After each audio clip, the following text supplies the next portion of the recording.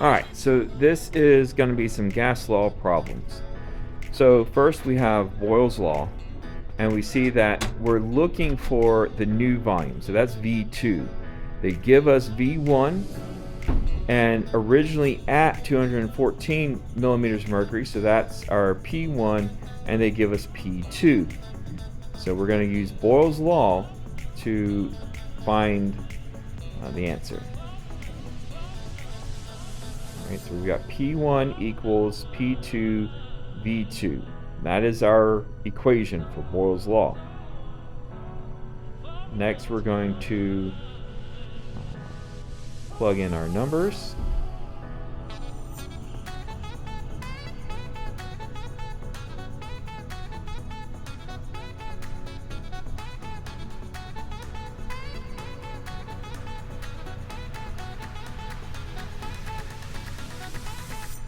Alright, and so we have V2, and then we're going to solve for V2, and we get 1.41 liters.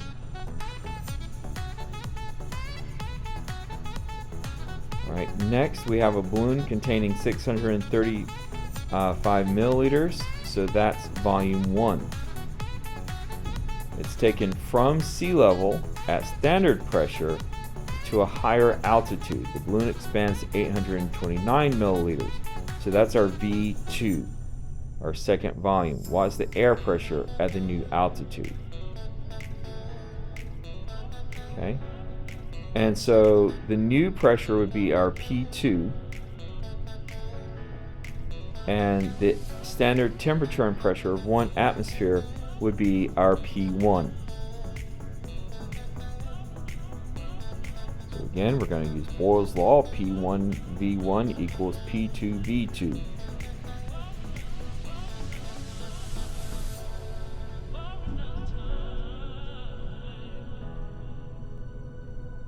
Alright, so we have 1 atmosphere times 635 milliliters.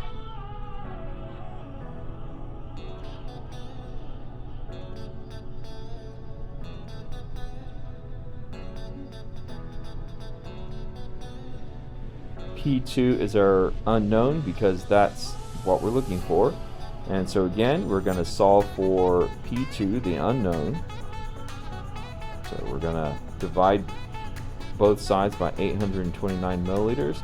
We're going to get 0.77 atmospheres. And this makes sense because we went up to a higher altitude away from sea level, so it makes sense that the pressure went down. Alright, and then you can always check with these. So pressure went up in the first problem, so the volume went down. That makes sense. In the second problem, the pressure went down because the volume went up.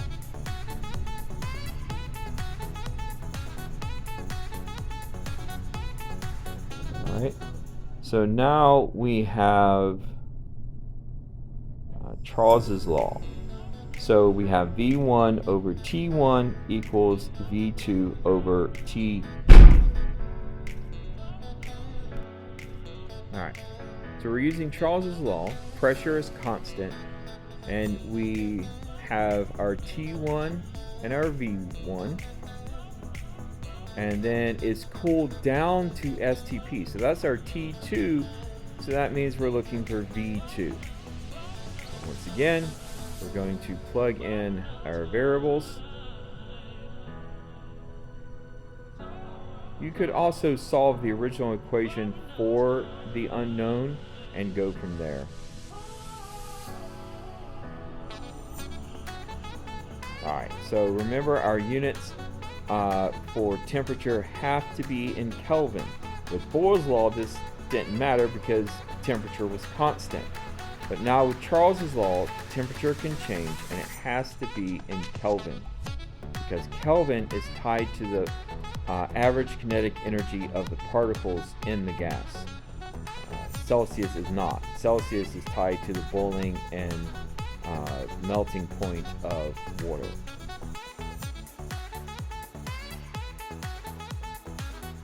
We have our temperature. We're going to set that equal to the final ratio, and we know our temperature, so we need to put that in. All right, and remember, Celsius, you just add 273, and that's the Kelvin temperature. All right, so we need to find V2. So we're going to divide on one side, the 465 divided by 328, and then we're going to divide that by the 270. We're going to multiply by the 273, and we should get that looks like 1.42.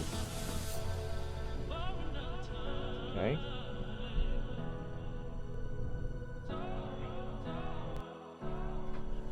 All right. So we look at this problem and we get the answer. Okay. And it's going to be in milliliters. That's our volume 2. Now we go back and we check. And we know that if the temperature goes down, the volume should also go down, because Charles's law is a direct relationship. And that's what the math shows, so we're good. All right, on to the next problem. So we've got our V1, and we have a temperature, original temperature, so that's T1, and then it's heated to a new temperature that we don't know, and a volume of 2.10 liters. So that's our V2. So just like with the previous problem, we're going to plug in and solve for the missing information.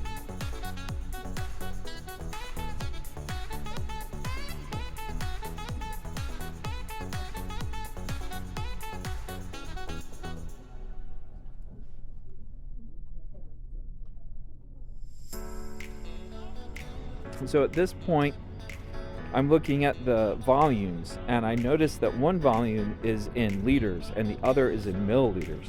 So we have to convert. And so we should remember that 1 liter is 1,000 milliliters.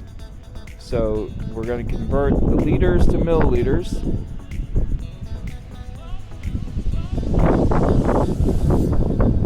And so that gives us 2,100 milliliters.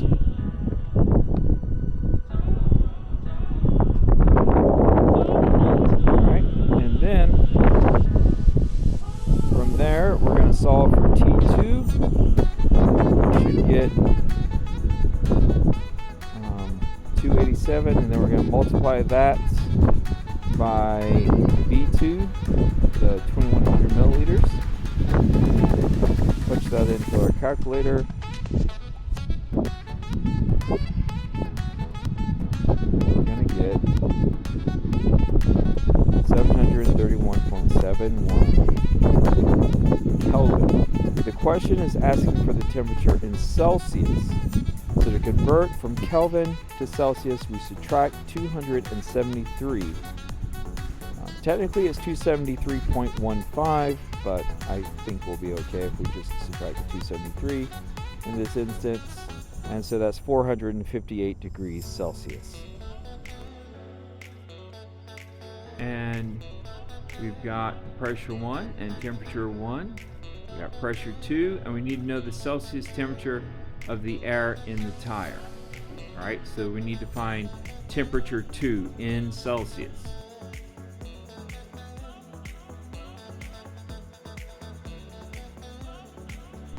Alright, so we're going to use our P1 over T1 equals P1 over T2. And then we just plug in our numbers.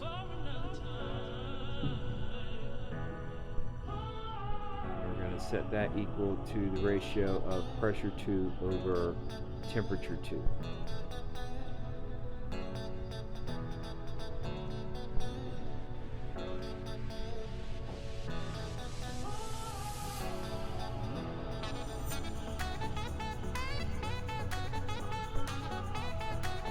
Now we just have to solve for temperature 2,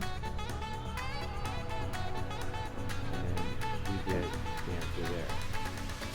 Right.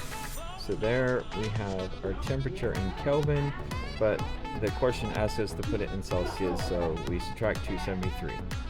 On to the next question. We've got our T1 and our T2.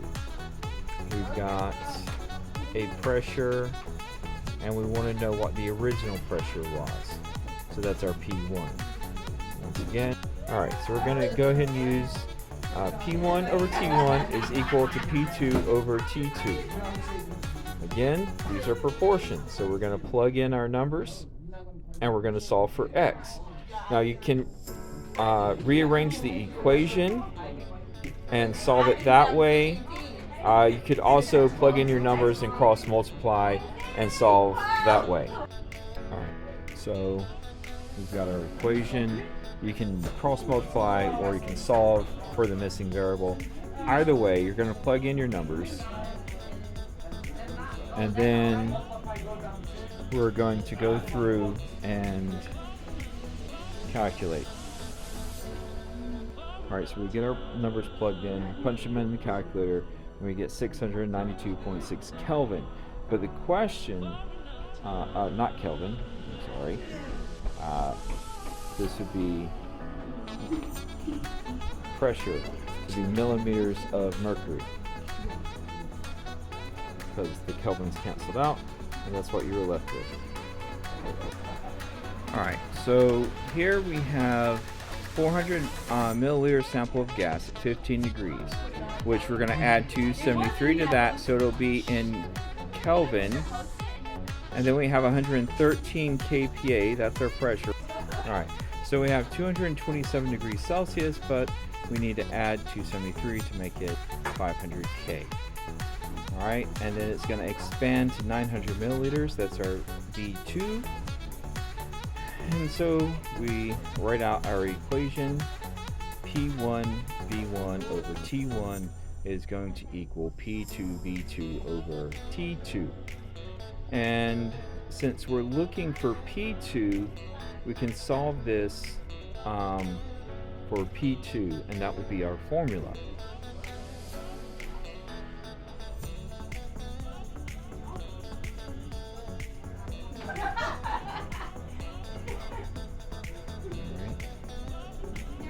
Isolate everything, we're going to end up with P1 V1 T2 over T1 V2. Alright, so now that I have already converted my temperatures and labeled everything in the problem, I can just plug my numbers right into the formula.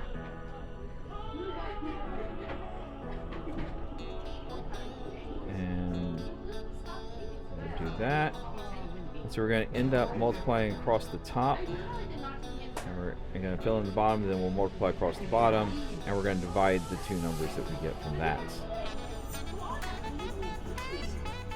Milliliters cancel out, kelvins cancel out, so I will be left with kilopascals, which makes sense because we're looking for pressure. Alright, so we multiply all that out, and we get a really big number. Alright, so then we multiply across the bottom, we get another kind of big number. Right. So we get 87.2 kilopascals, which makes sense because we're looking for pressure. Okay, so we look at volume, temperature, and pressure for this problem, and volume and temperature went up and pressure went down. Alright, so we have this problem here. So we've got a mass, and we've got a pressure, and we have another mass, and we want to know the new pressure. So the mass went down, and we want to know what the new pressure is. Alright, so we plug in our equation. We're going to use Avogadro's P1 over N1 equals P2 over N2. N here is the number of moles. And so we're going to solve for P2, and then we're going to do that algebraically, and then we plug in our numbers.